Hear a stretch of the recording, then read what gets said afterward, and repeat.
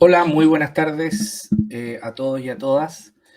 Mi nombre es Egon Montesino, soy el coordinador de este panel que voy a pasar a presentar, en donde vamos a estar con colegas de Argentina y Chile. Bueno, este panel que nosotros presentamos al área temática de tendencias generales de reforma y modernización de la administración pública se titula Cambios constitucionales y efectos de la institucionalidad, cambios constitucionales y efectos en la institucionalidad y políticas públicas, dos puntos, los desafíos de la gobernanza multinivel en Chile post-COVID. ¿Qué objetivo tiene este panel? La intención es poder, de alguna manera, poner como centro de la discusión la gobernanza multinivel, como ya desafío pre-COVID o en el caso chileno, pre-cambio constitucional, que ya se estaba comenzando a cuestionar el modelo de gestión y planificación territorial top-down, de arriba hacia abajo, centralizado, sin capacidad de gobierno local, pero la pandemia vino mundialmente a intensificar el debate de las autonomías locales, de las autonomías regionales, y de la necesaria articulación multinivel para responder a problemáticas complejas como la que enfrentamos todos en América Latina y en el mundo en el caso de la pandemia, que implicó respuestas a través de políticas sociales, políticas públicas, etc.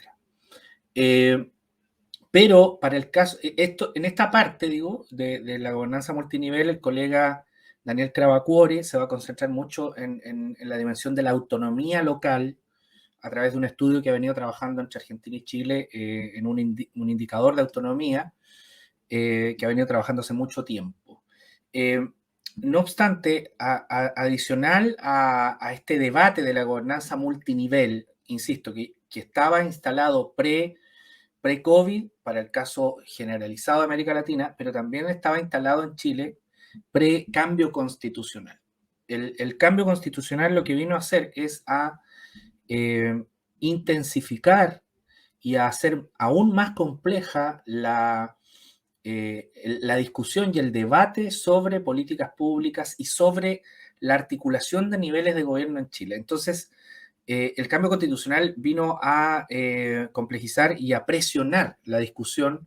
Bueno, si hay un agotamiento, y eso es lo que en mi ponencia al menos voy a cuestionar, es de existir un agotamiento de un modelo top-down, cómo el cambio de la Constitución está pensando y está abordando esta forma de hacer política pública en Chile. ¿Es central o no es central en la discusión constitucional? Y si está presente en la discusión del cambio constitucional, ¿cómo se está planteando que debiera ser la forma de enfrentar la planificación territorial, la gestión subnacional en este contexto? Entonces, este panel se hace cargo de eso y va a plantear algunas tesis al respecto. Bueno, ¿cómo está estructurado el orden de la presentación? Vamos a respetar el orden del programa. Me corresponde a mí presentar la primera ponencia, que se titula Cambio Constitucional y Políticas Públicas con enfoque territorial en Chile, del modelo top-down a los desafíos de la articulación multinivel. Luego viene el colega, a quien aprovecho de saludar muy afectuosamente, Daniel Alberto Cravacuore.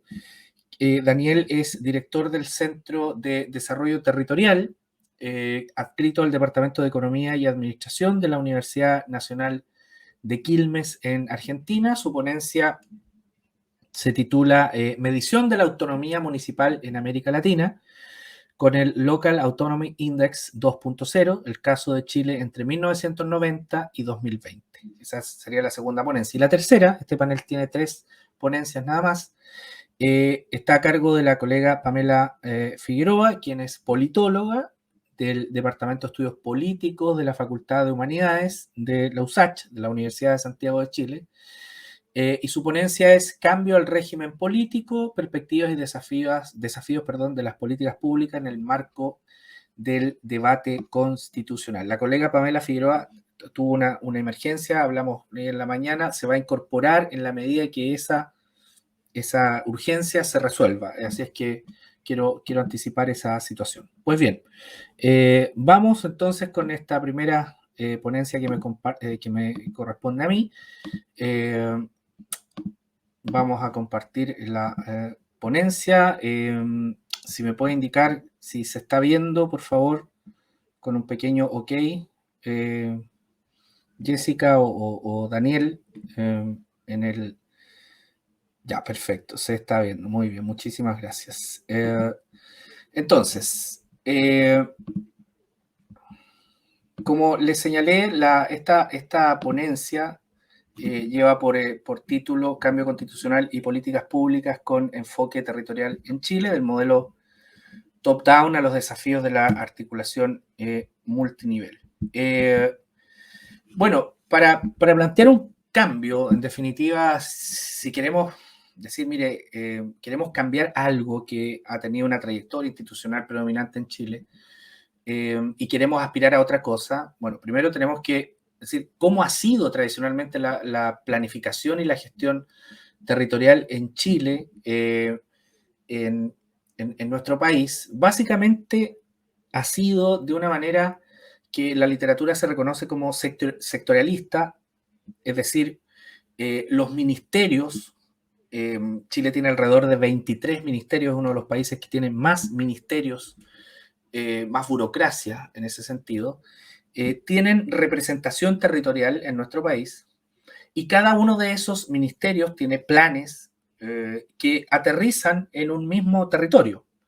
Es como, imaginen una pista de aterrizaje y los aviones o los aviones son los planes de los ministerios y en nuestro país cada avión aterriza en ese territorio con un plan y con inversión, con ideas, pero sin tener una torre de control que vendría a ser el municipio o el gobierno regional, dependiendo del nivel de gobierno que estemos hablando, sin una torre de control que coordine, articule a esos aviones para que no colisionen en el territorio o en el cielo o en el aire o en el cielo. Entonces siempre ha sido así la planificación territorial en Chile. Enfoque sectorialista, de arriba hacia abajo, muy top-down, en donde los gobiernos regionales y las municipalidades son actores, yo diría, secundarios de la planificación territorial, sin fuerza fiscal y sin fuerza administrativa. Bajo la tutela de un centralismo político y fiscal que, a ver, para ponerlo en ejemplo, Chile de los países OCDE, que son 37, es de los países que en materia de gasto y recaudación fiscal está más abajo. Chile tiene un promedio de 14,5 de gasto y recaudación. El promedio OCDE es 26, 27%. Entonces, la tutela de quien tiene los recursos está en el centro, en los sectores. Entonces, son enfoques poco integrales, sin participación activa de la sociedad civil. Esto ya es un clásico, o era un clásico, cuando se hacía referencia a la gestión pública chilena, en que la sociedad civil no participaba, y no hay enfoque territorial, es decir, los actores de gobierno territorial no tienen protagonismo en la elaboración de políticas públicas, no está concebido en la forma de elaborar una política pública que quien tiene a cargo de la gestión territorial tenga un protagonismo. Entonces, no hay una planificación local y regional con un mínimo de recaudación fiscal para financiarla. Es decir, se han evidenciado procesos de planificación municipal y regional, sobre todo municipal, muy participativos, con un enfoque muy integral, pero no se le puede no puede asegurar a un municipio un mínimo fiscal para financiarla, porque el gasto fiscal de un municipio es bajísimo, 1%, 0%. Hay municipios que no tienen recursos propios para financiar sus planes. Siempre tienen que estar buscando estos aviones que les decía, que aterricen en el territorio con algo de recursos. Y con baja o nula articulación multinivel. Esta era la fotografía antes del estallido, del conocido estallido social, es decir, antes de noviembre del 2019, claro, 19, cuando se plantea como salida cambiar la constitución en Chile. Este era el diagnóstico, esta era la fotografía y esta era la realidad antes de eso. Y la pregunta entonces es, después de este cambio constitucional, bueno, ¿es posible pasar de un modelo de gestión top-down a uno bottom-up? Mi tesis es que no en lo inmediato, porque el cambio constitucional no fue motivado por temas territoriales. Es decir, las marchas que ustedes vieron por televisión, las marchas masivas que existieron en, en, en televisión, etcétera, la marcha del millón de personas, etcétera, eh, uno no notaba que estaban pidiendo que las municipalidades no solo administren y que sean gobierno, que los gobiernos regionales dejen de ser dirigidos por una autoridad designada, como pasaba hasta hace 4 meses, recién elegimos gobernadores regionales, que el centralismo político se acabe. No era el core de la marcha, no era el núcleo de la marcha, no era el dinamizador del cambio constitucional. Sí estuvo presente entre los 20 temas más relevantes que luego se comenzaron a problematizar y luego se comenzaron a evidenciar, sí estuvo presente. Salía que la descentralización, el enfoque territorial, etc. Entonces, mi tesis es que no en lo inmediato, porque además las prácticas institucionales previas están muy arraigadas no solo en las instituciones, sino en el funcionamiento burocrático y la cultura organizacional territorial. Este es el contexto y la tesis inicial. Eh, el cambio constitucional fue de abajo hacia arriba, no fue impulsado por el gobierno, ni siquiera estaba en su agenda gubernamental, fue producto de la movilización social, es decir, no hay, no fue el cambio constitucional no estuvo en el arraigo en los territorios por la incomodidad de que las políticas públicas sean sectoriales, no, fue un cambio, una explosión muy urbana en Santiago, etcétera, por un conjunto de problemáticas. Se dio en el marco de una profunda crisis institucional, baja confianza de la ciudadanía en las instituciones públicas, no tan solo en las instituciones políticas, sino en las Fuerzas Armadas, en la iglesia, en empresarios, etc. O sea, fue la tormenta perfecta de la crisis institucional en Chile. Todas las instituciones, de alguna forma, con casos de corrupción evidenciados. Bajo el contexto de una profunda desigualdad económica, territorial, es cierto, desde los 90 hasta ahora se superaron muchos indicadores de pobreza, se salió de pobreza extrema, pero se comenzó a configurar otro tipo de problemática y se vio que, así como salió mucha gente de la pobreza extrema, los más ricos se hicieron aún más ricos a una velocidad mucho mayor que la velocidad de que la gente más pobre del país salió de la pobreza. Es decir, se comenzó a hacer más distante la distancia entre los que ganan más y los que ganan menos. Con escasos mecanismos de democracia participativa, esto también es un clásico en Chile. Si hay un país con una democracia representativa cerrada, sin mecanismos complementarios de democracia participativa y directa, es Chile. Que podría uno pensar haberle otorgado un respiro a la democracia representativa chilena. Entonces, este contexto se planteó una profunda modificación de todas las instituciones, incluidas las subnacionales. No obstante, el concepto de centralización, gobierno municipal, autonomía local, autonomía territorial, gobernanza multinivel, etcétera, etcétera, no estuvo entre los temas prioritarios que gatilló el cambio constitucional. ¿Cuáles fueron los temas prioritarios? Salud, educación, pensiones, recursos naturales, cuidado y protección de niños, igualdad entre hombre y mujer, entre otros. Temas prioritarios durante la campaña para elección de constituyentes. Se repiten estos temas, pero ya en esta etapa, en la problematización, entró el concepto de la descentralización y los gobiernos regionales y las municipalidades entre los 10 temas más relevantes. Habían propuestas de candidatos, de los 155 constituyentes, solo 72 hicieron propuestas en esta materia. Uno pudiera también imaginar, no fue un tema, no fue el móvil de los temas de campaña también. Este tema es un tema que es necesario clarificar. ¿Por qué? O más bien algunos rasgos institucionales que limitan y que son limitantes para pensar un modelo distinto al que predomina en municipios y gobiernos. Primero, la constitución actual declara que Chile es un Estado unitario, su territorio se divide en regiones y su administración será funcional y territorialmente descentralizada. La constitución no habla de poder político, no habla de autonomía política, no habla de conceptos de equidad territorial, no habla de descentralización política, etcétera. El artículo 107 señala la administración local de cada comuna recae en una municipalidad. La administración, no el gobierno. Es decir, también hay una limitante estructural. Ninguno de los dos niveles de gobierno subnacional son reconocidos constitucionalmente como gobiernos, con cierto grado de autonomía fiscal y política. Entonces, de acuerdo con esto que pasa, Navarro, Clemente Navarro, uno puede tomar la literatura que habla de gobernanza multinivel y Navarro nos define en nuestro caso, a Chile, como un modelo de gobierno local limitado. Es decir, de acuerdo con este diseño institucional vigente, no el que se está pensando en la nueva constitución. Existe un modelo de administración y no de gobierno, primero, tanto en el nivel regional como en el local, y posee características muy similares a las ideas que plantea Navarro de gobierno local limitado.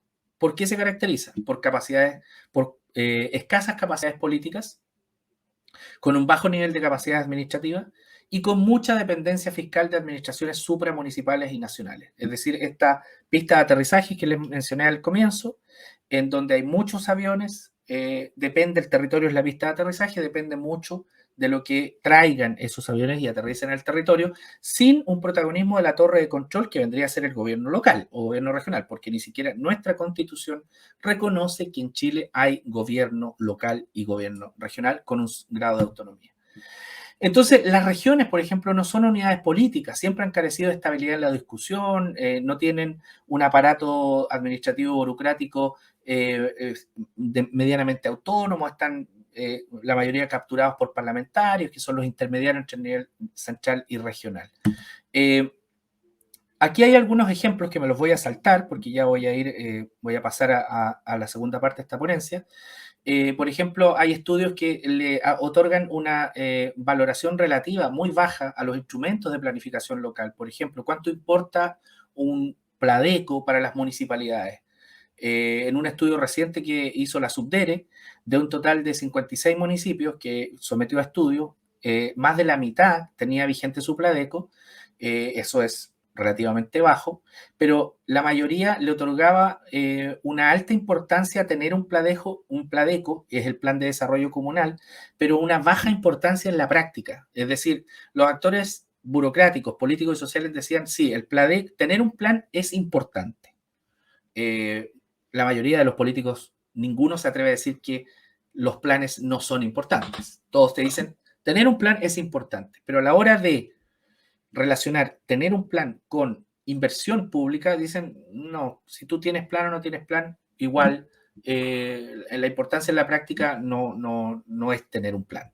Puedes no tener un plan y te llega la inversión igual, por otras razones, políticas, electorales, etc. O por el funcionamiento normal de la burocracia, porque estos aviones que les hablo yo, los ministerios, la pista de aterrizaje es el territorio, los aviones, hay muchos aviones que igual aterrizan en el territorio, independientemente que ese territorio tenga un plan, porque hay una planificación nacional que de alguna manera a esta pista de aterrizaje este año le corresponden 10 kilómetros de pavimento. Pero eso da igual si este territorio tenía planificado esos 10 kilómetros porque el Ministerio de Obras Públicas igual los va a pavimentar. Baja o nula articulación de los Pladeco con otros instrumentos de planificación territorial y baja participación ciudadana de actores no institucionales en la implementación, en el diseño e implementación del instrumento. Aquí hay una cita textual, por ejemplo, que dice, esta cita la daba una profesional de una Secretaría de Planificación Municipal. Decía, suele suceder que varias de las iniciativas que nosotros tenemos contempladas para nuestra comuna, a veces otras instituciones las ejecutan sin que ellos sepan que esa iniciativa estaba en nuestro Pladeco, por ejemplo. O sea, bueno, la ejecutan, pero nosotros nos enteramos cuando están ejecutando. No hay ninguna articulación multinivel. Otro ejemplo es la Política Nacional de Desarrollo Urbano, yo no lo voy a mencionar. Otro ejemplo es el presupuesto participativo, no lo voy a mencionar, sino que me voy a concentrar en esto. ¿Cuáles son los principales cambios propuestos pre y durante la Convención Constitucional en esta materia? Antes del proceso constituyente, el gran cambio era la elección de gobernador regional. Eso ya se concretó. Pero esta elección no modificaba en nada la forma de planificar y la forma de concebir políticas públicas con el territorio. Dejaba casi intacto el diseño. Durante el proceso, ¿qué apareció? Principales cambios que se han propuesto pre y durante la Convención Constitucional y que ahora se están discutiendo. Municipios que sean reconocidos en la Constitución como gobiernos locales. Ya nos vamos acercando a una noción en la Convención de una gobernanza distinta, porque que sea reconocido solo como gobierno, también algunos convencionales están planteando que tengan mínimas atribuciones fiscales para responder, para responder a las planificaciones participativas y a las decisiones que se tomen con un mínimo de recursos. Es decir, aumentar la recaudación y gasto fiscal subnacional, pero para responder a planes desarrollados con la ciudadanía con enfoque territorial. Participación como derecho político en los asuntos públicos, otro cambio. Hoy día la participación ciudadana en Chile no es un derecho político, garantizado al menos, no lo es.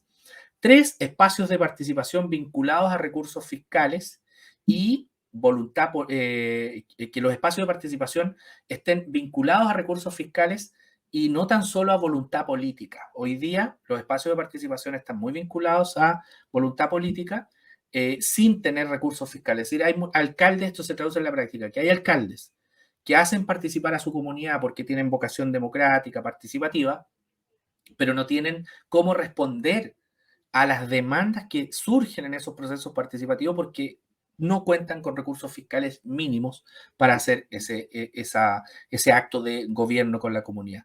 Mayores competencias y recursos para gobiernos subnacionales. ¿Es posible pasar una planificación de abajo hacia arriba, multiescalar en este contexto post-COVID, por todo lo que ha develado o denotado o dejado en entrevero la pandemia, etcétera, y con el cambio constitucional en marcha en Chile, si se modifican las reglas estructurales que acabamos de ver, gobierno, la palabra gobierno, más gasto fiscal, vincular participación con asignación de recursos, que estos aviones que andan en el cielo tengan una torre de control que los articula, es probable que se produzcan incentivos para cambios graduales, porque además el lenguaje que se está usando en la convención es un lenguaje técnico, burocrático y político que ha estado siempre ausente en la hegemonía de la burocracia y de la gestión pública en Chile, que es una burocracia muy weberiana.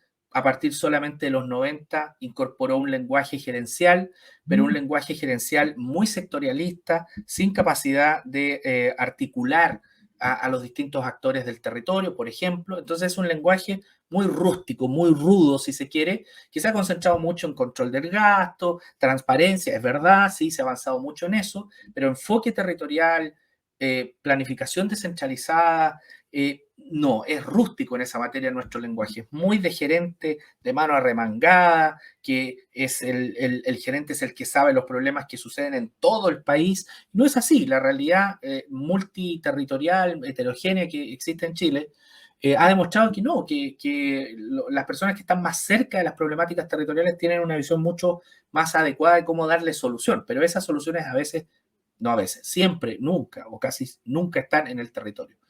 Las prácticas institucionales y la cultura burocrática territorial será el principal obstáculo para un cambio de esta naturaleza. Yo creo que eh, probablemente, y va a ser así, vamos a tener una constitución muy proclive a este tipo de gestión, de abajo hacia arriba, multiescalar.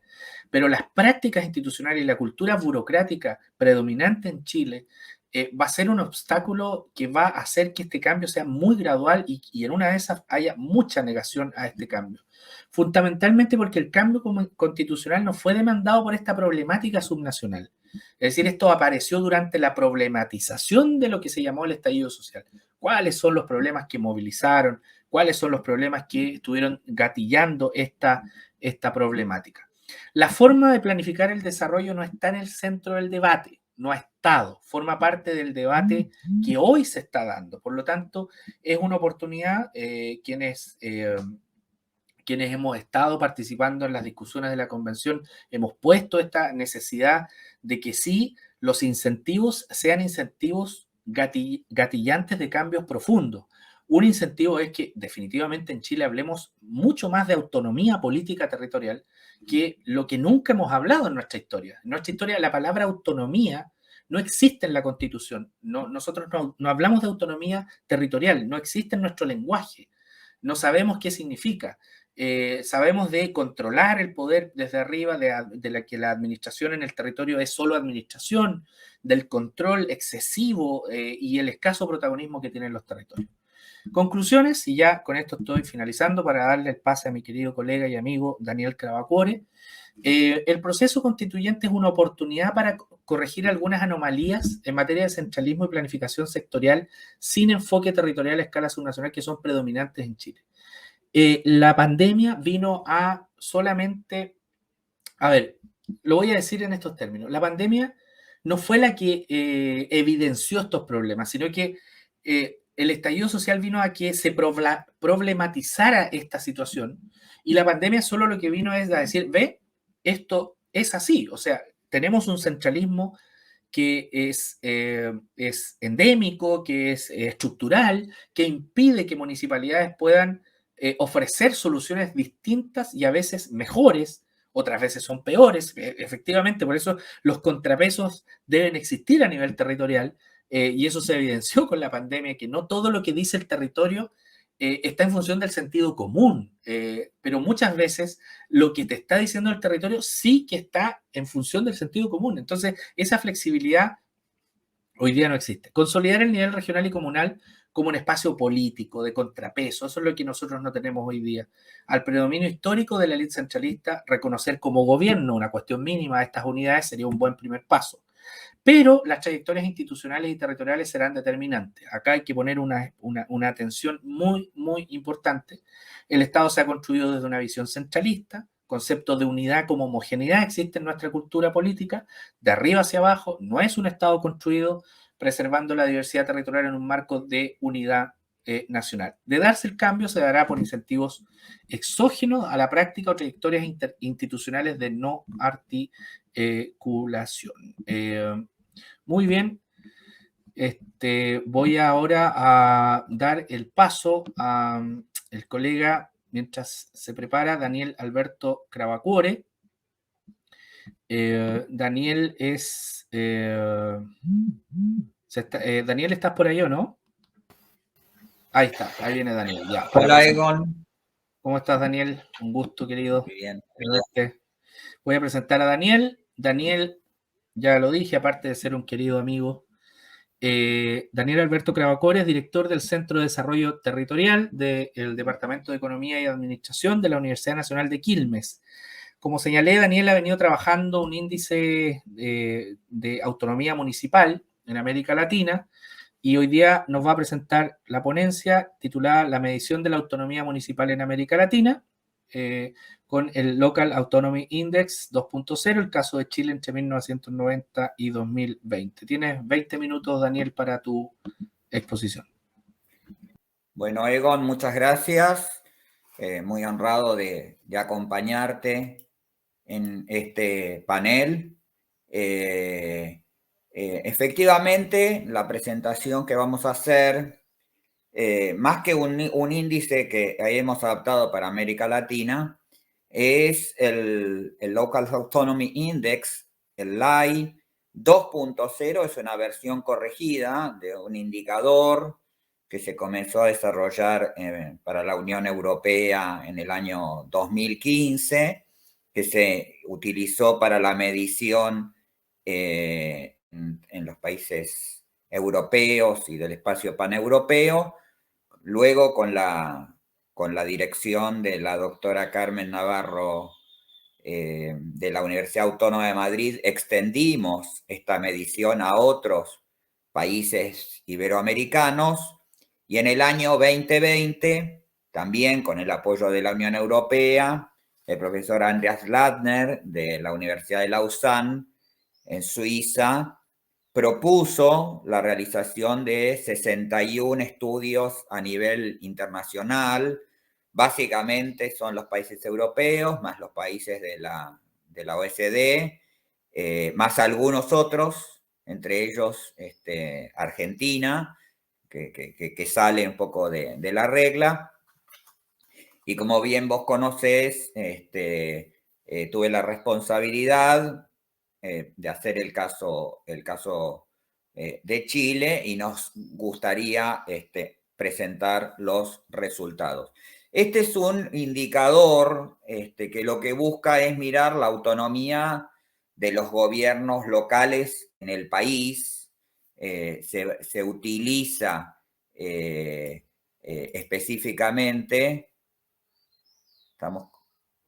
le pido a Jessica porque estoy pasando, ahí estamos, que mide 11 variables.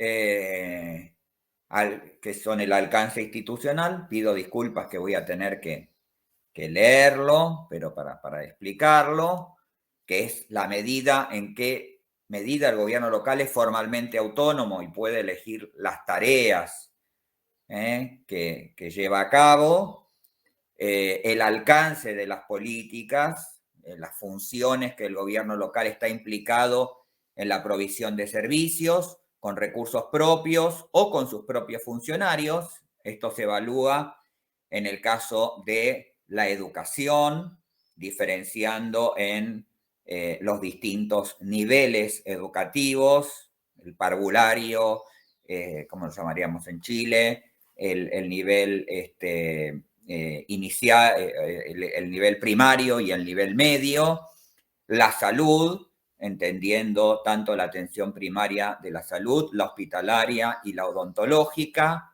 el entrenamiento laboral, la asistencia económica social, la integración de refugiados, el uso del suelo, el transporte público, la vivienda, el ejercicio de la policía, la discapacidad, la tercera edad y la niñez. En este sí hay una diferencia bastante significativa entre lo que fue el LAI en su versión 1.0 a esta versión 2.0.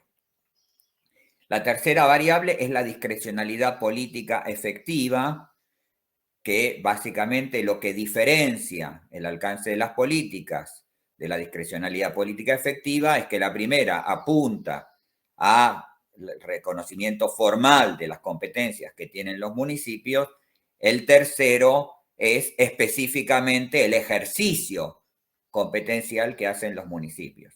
Por ejemplo, en el caso chileno, vamos a encontrar que en algunos campos, como por ejemplo el de la tercera edad, el de la discapacidad, no son a priori competencias de los municipios, sino que básicamente, desde este siglo, los municipios han avanzado en la creación de oficinas dentro de las direcciones de desarrollo comunal en estas dos funciones. La cuarta variable es la autonomía fiscal, en la medida en que el gobierno local puede gravar con impuestos propios a su población. La variable 5 es el sistema de transferencias financieras, que es la proporción de recursos no condicionados sobre el total. La variable 6 es la autosuficiencia financiera, la medida en que los recursos locales son propios, por la vía de impuestos, tasas, pagos por servicios, etc. La variable 7 es la libertad para endeudarse, en qué medida el gobierno local puede endeudarse.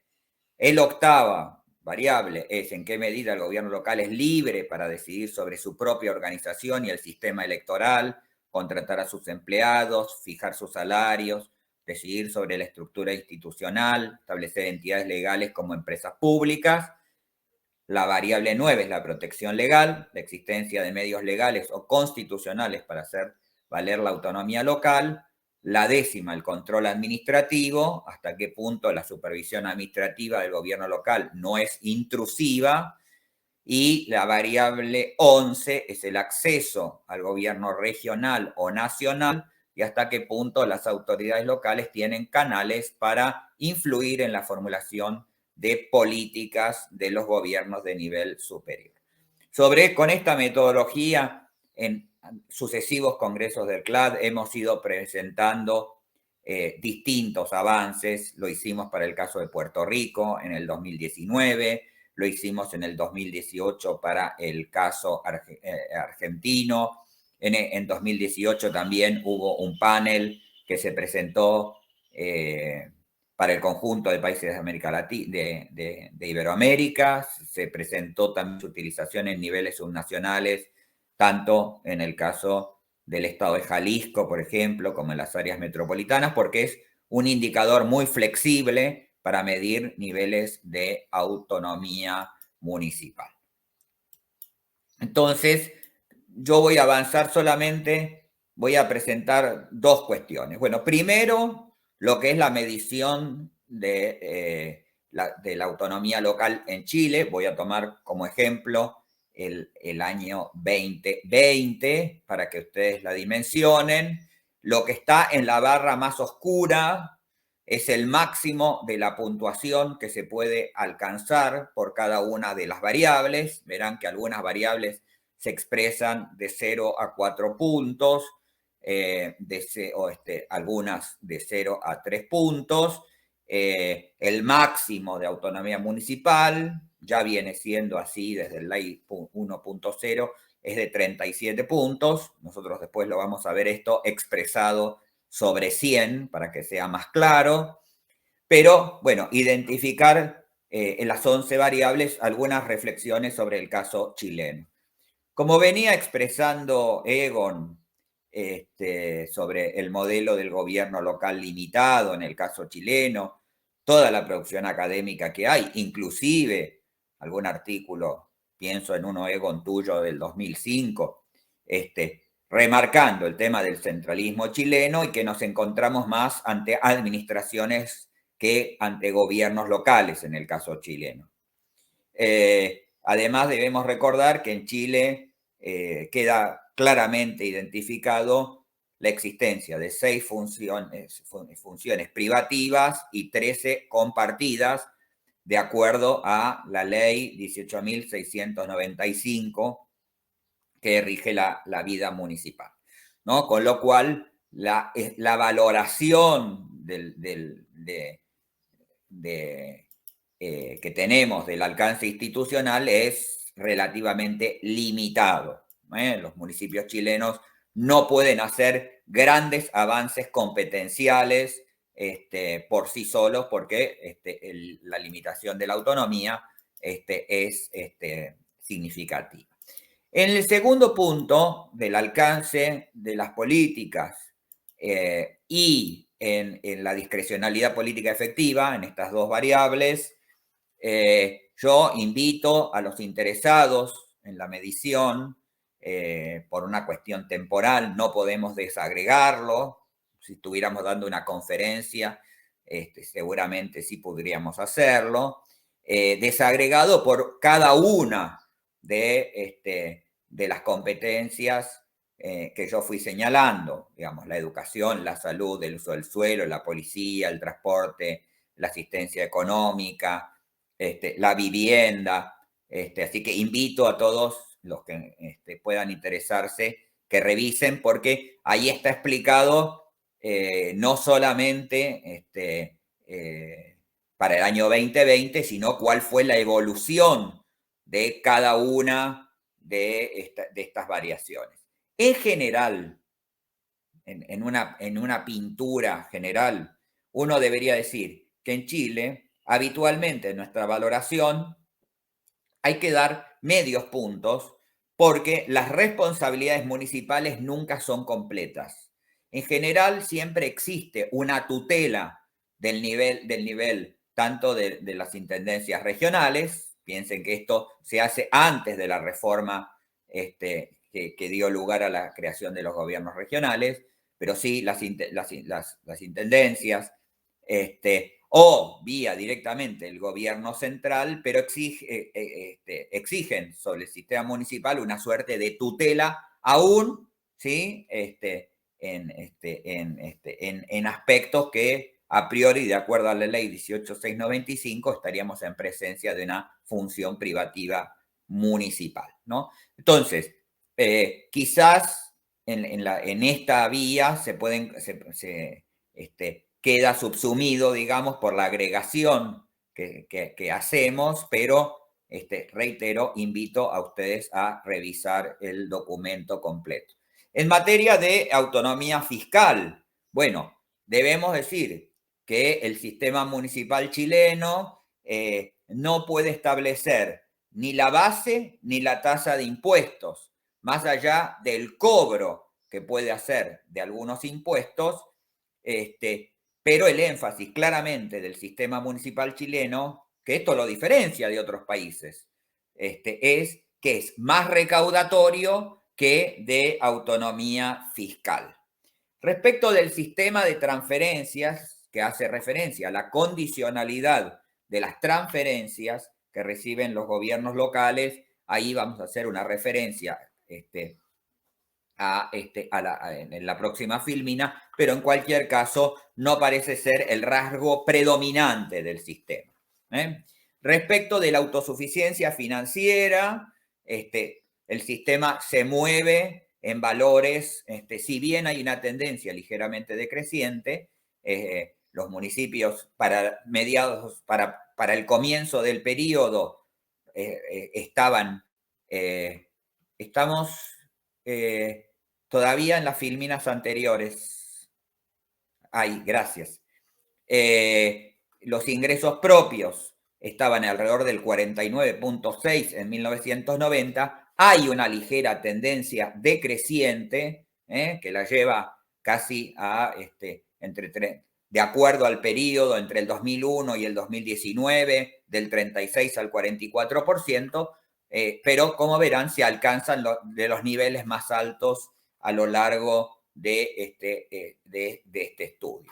En términos de la libertad para endeudarse, el valor obviamente es cero. Los municipios chilenos tienen vedado el endeudamiento más allá de algún mecanismo especial que existen y algún tipo de iniciativas muy controladas que se han utilizado para lograr algún tipo de financiamiento alternativo. En materia de autonomía organizacional, reconocemos que los municipios chilenos no tienen competencia electoral, las plantas municipales están fuertemente reguladas, más allá de la ley de plantas que se sancionó no hace muchos años, la fijación de los salarios está fuertemente regulada, sobre todo en el personal de planta de los municipios, y en materia de creación de empresas, todos sabemos, en Chile solamente un municipio tiene una empresa municipal. El nivel más alto, en un sistema, se alcanza en la protección legal, donde los municipios efectivamente a través de distintos mecanismos tienen protegida la autonomía municipal desde la reforma constitucional en 1990. Existe también la posibilidad de litigar ante los tribunales, inclusive ante el Tribunal Constitucional.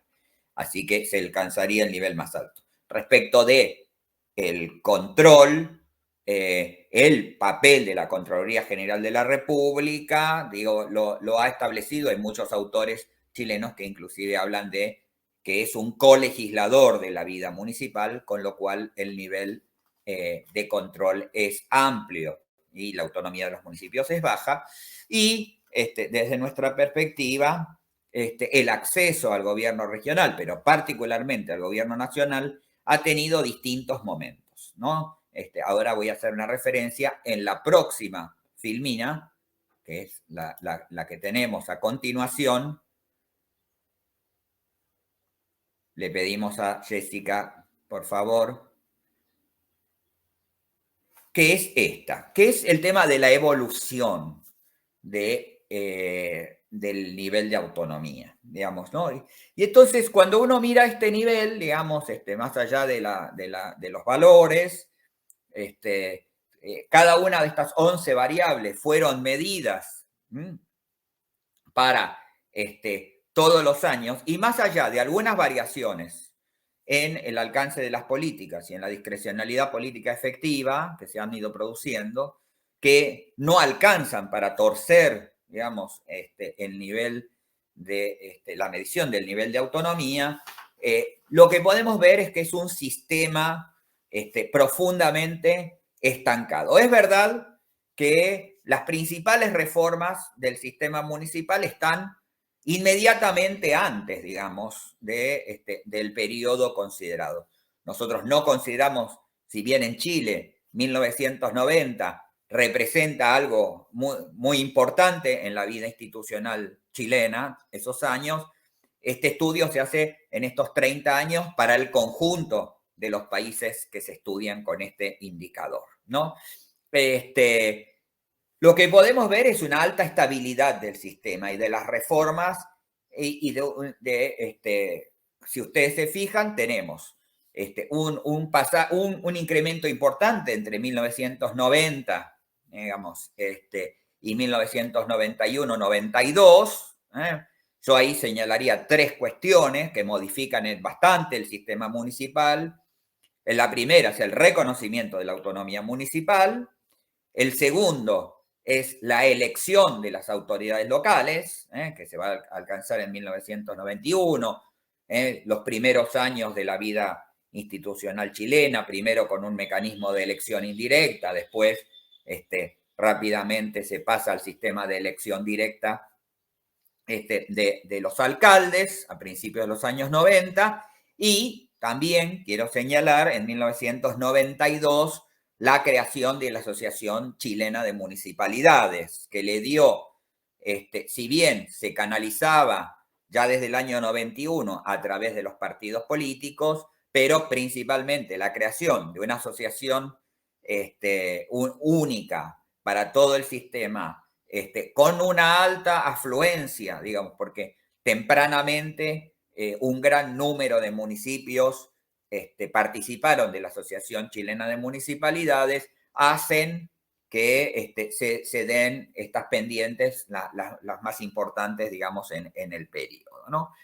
Después vamos a ver, digamos, una gran estabilidad, digamos, durante todo el periodo, digamos, que va desde 1992 hasta el 2010. Ven 2 pequeños picos para abajo. Esos son años, tanto el 2010 como el 2014, donde aumentan las transferencias condicionadas. Se alcanza más del 20% de los ingresos del sistema municipal estaban condicionados, y entonces eso hace que con nuestro indicador, al aumentar la condicionalidad de las transferencias, eso baja ligeramente el nivel de autonomía. Y después de 2016 en adelante, nuestra valoración es que con los cambios en el sistema electoral a nivel nacional, se ha dado el incremento del poder de los alcaldes, digamos, ¿no? Empezamos a ver desde 2016 en adelante un peso, primero de los alcaldes dentro de los partidos políticos, después una mayor influencia de los alcaldes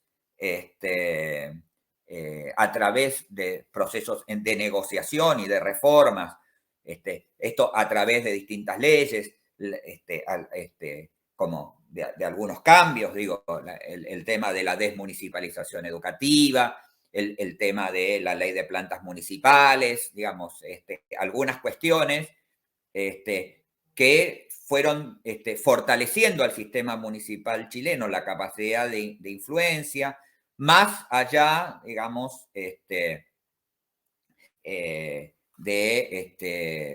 otras situaciones. Inclusive, ya durante la pandemia, podemos identificar procesos como la llamada rebelión de los alcaldes, digamos, respecto de la extensión de la cuarentena, que fueron mostrando la propia competencia de los alcaldes pujando por posiciones en los gobiernos, en el gobierno central, o candidaturas dentro de los partidos políticos que muestran el peso creciente de los alcaldes, por lo menos hasta 2020. Con lo cual, uno puede entender más la gran estabilidad del sistema, digamos, ¿no? De un sistema muy centralizado, pero que tiene muy pocas reformas, porque las principales reformas del sistema estuvieron en los 10 años anteriores, inclusive la ley de la 18695 es muy, muy sobre el final del gobierno militar y que el sistema no ha tenido prácticamente reformas. Y esto abre justamente a lo que planteaba Egon, que en la constituyente se puedan plantear reformas que empoderen a los gobiernos locales chilenos. Por último, y mi última presentación, mi última filmina, tiene que ver con el nivel de autonomía comparado con otros países. Aquí, en los estudios del LAI, se hacen 5 bandas, 5 niveles, países con alto nivel de autonomía municipal, con grado medio alto de autonomía municipal, de nivel medio bajo y de autonomía municipal muy baja. Verán ahí, yo puse los países europeos, algunos países europeos, para tener idea, pero quiero señalar los 4 países de América Latina que hemos hecho con el LAI 2.0, ¿no?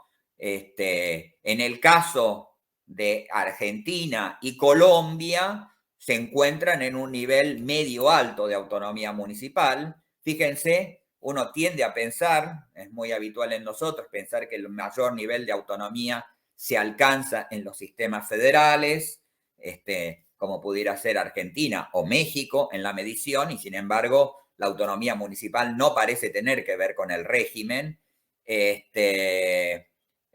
porque Colombia, siendo un país unitario, tiene más que Argentina, aunque es verdad que en la Argentina hay una gran diferencia entre las distintas provincias, ¿no?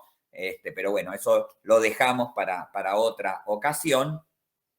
Y por el contrario, Chile se encuentra en un grado medio-bajo de autonomía municipal, está entre 40 y 50, pero, por ejemplo, por encima de otro país, de otro país federal como es México. O sea, el nivel de autonomía es aún medio-bajo, pero es mayor en Chile que en México, que siempre sorprendentemente da bajo en los niveles de autonomía. Así que a medida que vayamos teniendo más datos, estamos procesando los datos de los 61 países del mundo, podremos tener un recorrido y una identificación de lo que es el nivel de autonomía municipal en Chile respecto de otros países. Quedo a disposición de las preguntas o de las reflexiones de mi querido amigo Egon Montesinos. Digo, para mí una verdadera referencia en estos temas en el país.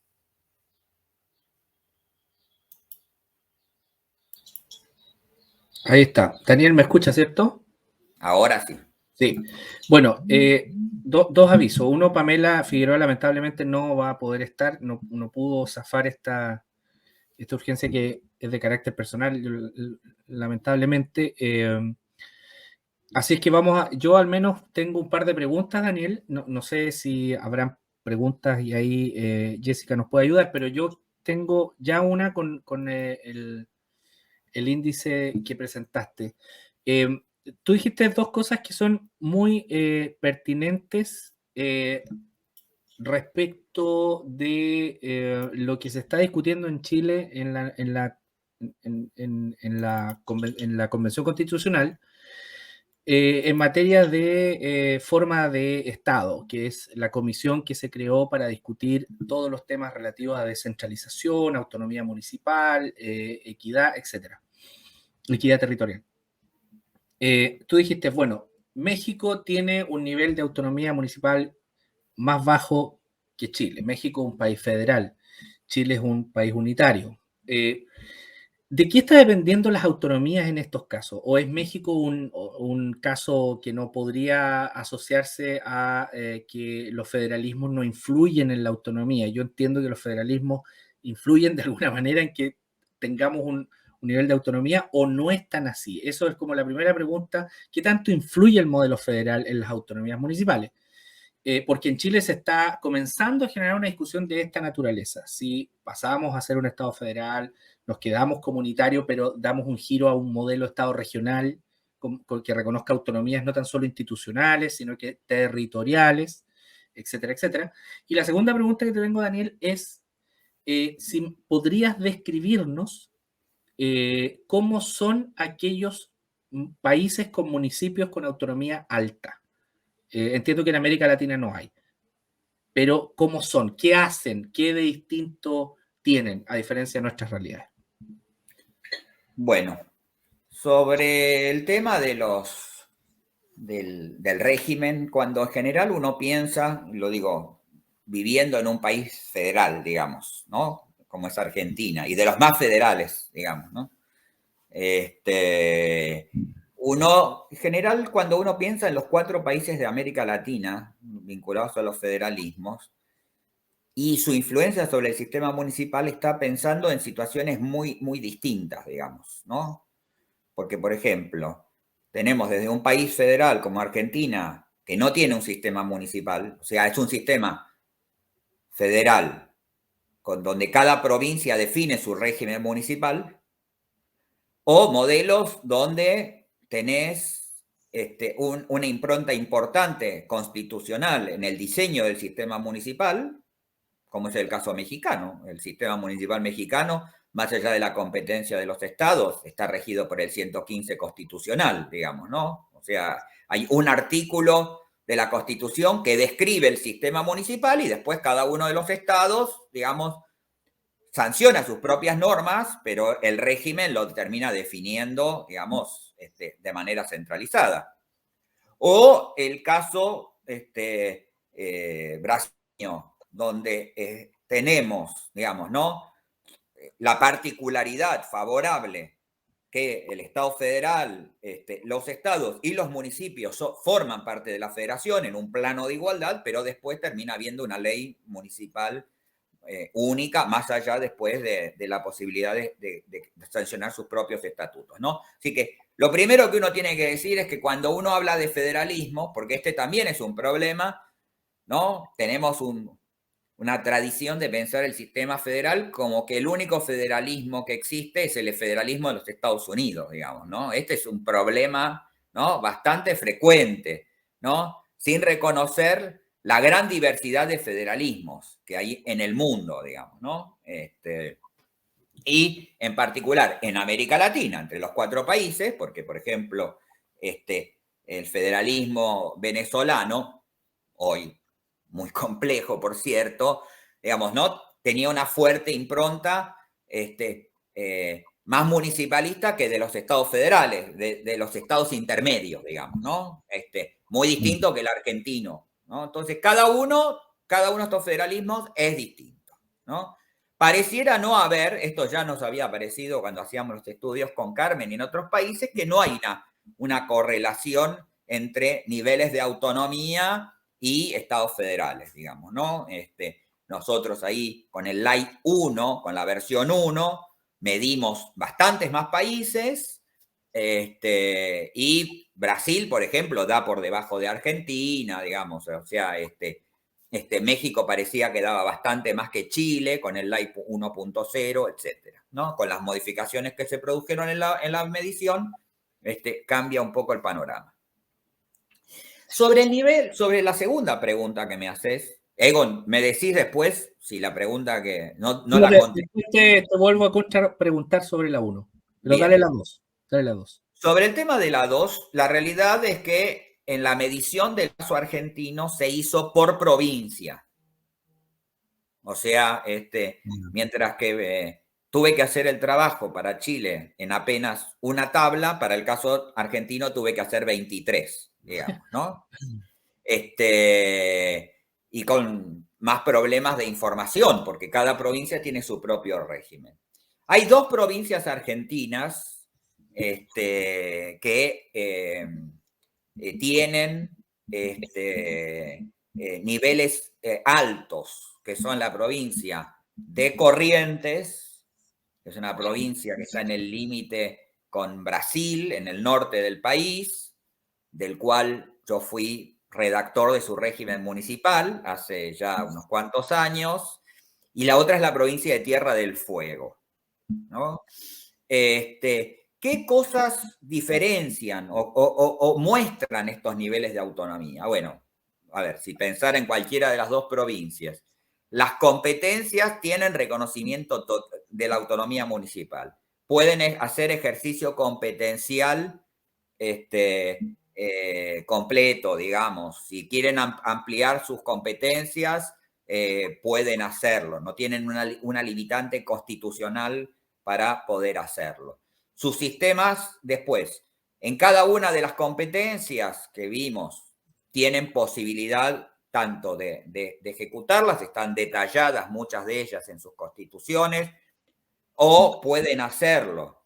Después hay un peso importante en el indicador, digo esto como todo indicador, por supuesto, siempre es perfectible. Tienen en su indicador, por ejemplo, pueden cobrar impuestos.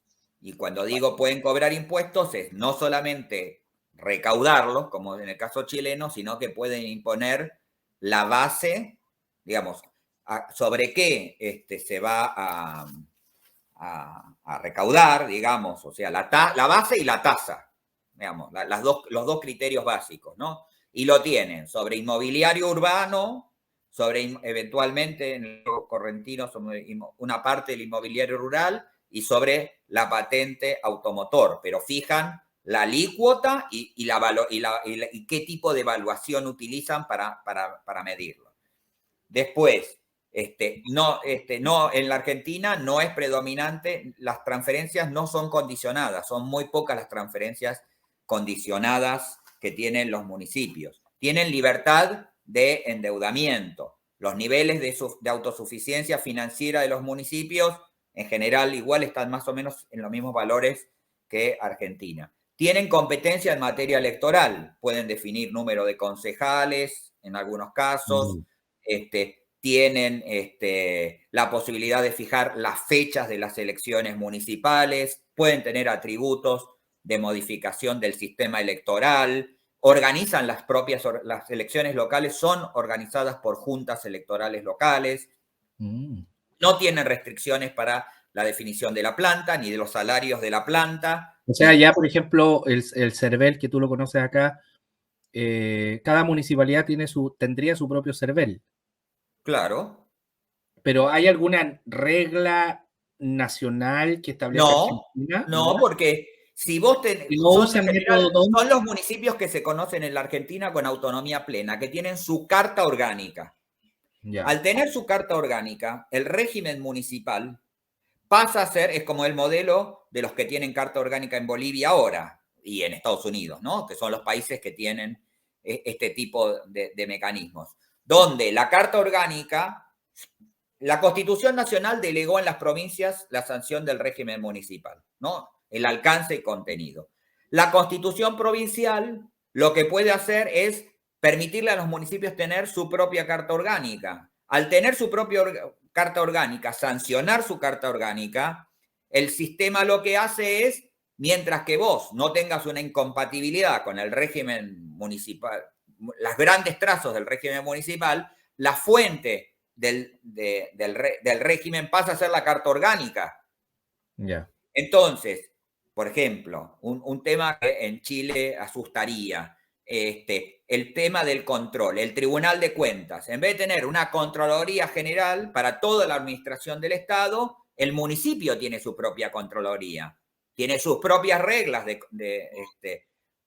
en general se hace por mayoría especial, se pide que tengan, sean abogados o contadores locales, digamos, hay todo un procedimiento, pero los niveles de autonomía son muy altos, ¿no? Y además hay algún tipo de mecanismo medianamente institucionalizado, como para incrementar el poder de negociación del acceso al gobierno regional, digamos, ¿no? En el caso en el caso Fueguino es que son 3 alcaldes nada más, entonces eso aumenta mucho su poder de negociación, ¿no?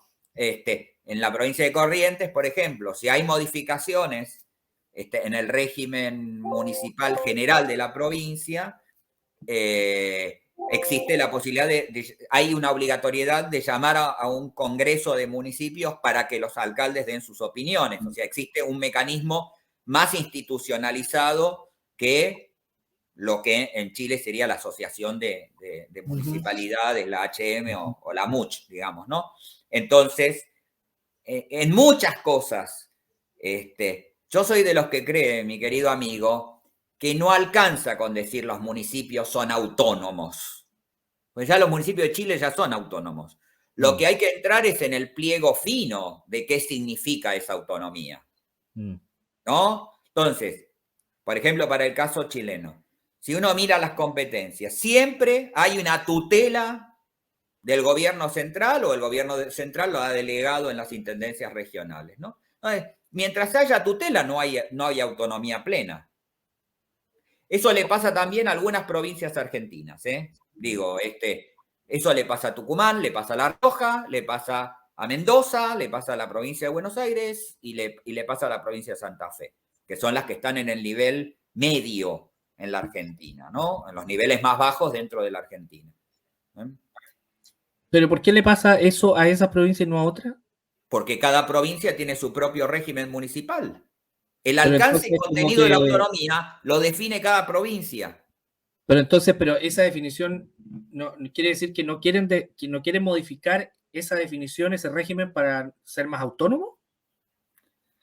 A ver, en el caso de la... ¿O no hay esa inquietud? Vos pensás que en la Argentina es como si vos dijeras, Arica, Parinacota tiene un régimen municipal, Los Lagos tiene un régimen municipal, Biobío tiene otro régimen municipal. Cada región, en caso nuestro provincia, tiene su propio régimen. Algunos, como la Constitución indica que el alcance y contenido de la autonomía lo fija cada provincia, algunas provincias lo estiran más, otras provincias lo estiran menos. Ya, ok. ¿Sí? Okay. Y hay 3 provincias que tienen, por sus textos, no están adecuados sus textos constitucionales provinciales a la Constitución Nacional, digamos, ¿no? 2, porque son más viejas, digamos, Mendoza y Santa Fe, y la provincia de Buenos Aires por una situación que nos excedería discutirla acá, que tiene una constitución. De hecho, hay un planteo de inconstitucionalidad de la Constitución bonaerense sobre el régimen municipal que se presentó el año pasado por una razón política. Pero, entonces, un sistema no opera solamente con una norma general, sino yo lo que tengo que discutir es cómo hacemos avanzar la descentralización, que me parece que es la gran discusión de estos 30 años de estabilidad en Chile, ¿no? Que es, bueno, ¿cómo se amplía? En Chile se hicieron un conjunto de reformas. Podemos discutir si fueron para bien o para mal, pero se descentralizó la educación, una parte de la educación, una parte de la salud. Bueno, ¿cómo siguió la descentralización? Que es la pregunta que yo también me hago para Argentina. ¿Cómo siguió la descentralización? Y nosotros, hace 30 años, le pasa lo mismo a la Argentina, Egon. Hace 30 años tenemos el sistema congelado. No se modifican mucho las cosas. Y bueno. Daniel, ¿sí? De los países que están arriba en los niveles de autonomía altos, alcancé a ver ahí, Noruega era uno. Y son en general los países que están en Europa del Norte. Finlandia, Suecia, Noruega, Alemania, Polonia, esos son los que dan siempre más altos. Descríbeme un municipio tipo de Noruega, ¿cómo sería la autonomía de un municipio noruego? No muy distinta que el argentino, estos que te estoy señalando. Ya, como los más altos. No, digo, de hecho, por ejemplo, el caso argentino ha interesado mucho por el tema de la competencia electoral, que esa es poco frecuente. ¿Sí? Hay municipios de la Argentina que fijan qué fecha se elige el alcalde, con qué régimen electoral, cuántos concejales pueden tener. El sueldo. Eso desde ya. El sueldo, la cantidad de empleados municipales, pero eso sería autonomía organizativa. Todo es, pero sobre todo el electoral, digo. Está bien, pero si por ejemplo ellos dicen, ¿sabes qué? Vamos a aumentar al doble los funcionarios municipales, y la recaudación no te da para eso. El municipio es autónomo. Ya, pero si no te da. Y trabajarás con déficit y en algún momento Igual no es un gran problema en la Argentina el déficit. Si hay déficit, los gobiernos provinciales no cubren ese déficit. No. El gobierno Hay una nacional sola no provincia cubre ese argentina déficit. de bajos niveles de autonomía, relativamente de bajos niveles de autonomía, que tiene atadas las transferencias que hace la provincia a la masa salarial. Es una única provincia, que es Jujuy. El resto, no. Es que es lo mismo. Si el presidente Piñera quiere duplicar el tamaño de los empleados del Estado, ¿puede hacerlo o no lo puede hacer? No, es lo mismo. Es pensar que es un gobierno, que tiene sus propias competencias y que gobierna el territorio. Porque una de gran discusión que uno pudiera tener, y no quiero monopolizar la palabra, pero me siento con un amigo hablando, y entonces estas charlas las hemos tenido en Valdivia, en Buenos Aires y en otras partes. En Uruguay. ¿No? La realidad es que cuando uno piensa, ¿cuántos empleados municipales son los necesarios? En Chile todo esto está muy reglado, ¿no? Sí, ni pensarlo. Bueno, si yo tengo tercerizado, ¿no? Hago outsourcing de la recolección de residuos y si lo doy a una empresa privada, voy a tener un tipo de personal que si yo lo tengo bajo gestión directa. Si yo voy a hacer la recolección de residuos, la voy a hacer desde la gestión directa del municipio y voy a tener otro número. Si yo tengo sistema de salud propio, voy a tener unos números de personal municipal que si no tengo el sistema de salud, voy a tener otros. O sea, no es un número universal, ¿no? O sea, yo conozco municipios, siempre hago la broma. Yo visité un municipio que tenía un tipo de gobierno local en la Argentina que tenía 3 empleados el municipio. 3. ¿No? Bueno, la pregunta es, en términos, si yo lo miro de una perspectiva neoliberal, eficientista, digo, es el ideal, porque es muy poco gasto. Claro. Pero en términos de la eficacia, ¿qué capacidades de gestión del territorio pueden tener 3 personas? Este es el argumento, ¿no? Que uno tiene que sostener. No hay un número universal, porque yo también puedo reducir el número de empleados municipales brindando pocos servicios. Sí. Ahora, otra pregunta es, ¿cuántos servicios brinda? Y esta es una pregunta, por ejemplo, en Chile. ¿Cuántos servicios municipales hay? ¿No? Un municipio argentino puede tener, hay municipios argentinos que tienen 600 servicios. ¿No? Servicios que van desde operarte, hacerte un trasplante hasta la recolección de los residuos, digamos, 600, ¿no? Entonces, eso, claro, es otra forma de pensarlo. La autonomía es pensar el sistema con otras categorías, digamos, ¿no? Sí. A propósito de autonomía, no quiero dejar de preguntarte lo último.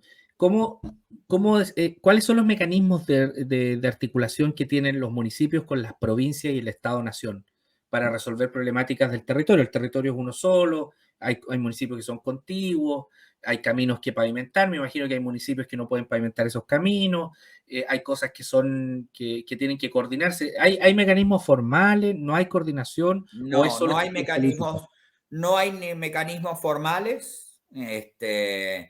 En general, bueno, eso está estudiado por nuestros colegas y sale el año que viene, aprovecho a hacer publicidad, sale un libro mío, un capítulo con Andrew Nixon sobre ese tema, sobre una descripción de los mecanismos entre el federalismo en la Argentina.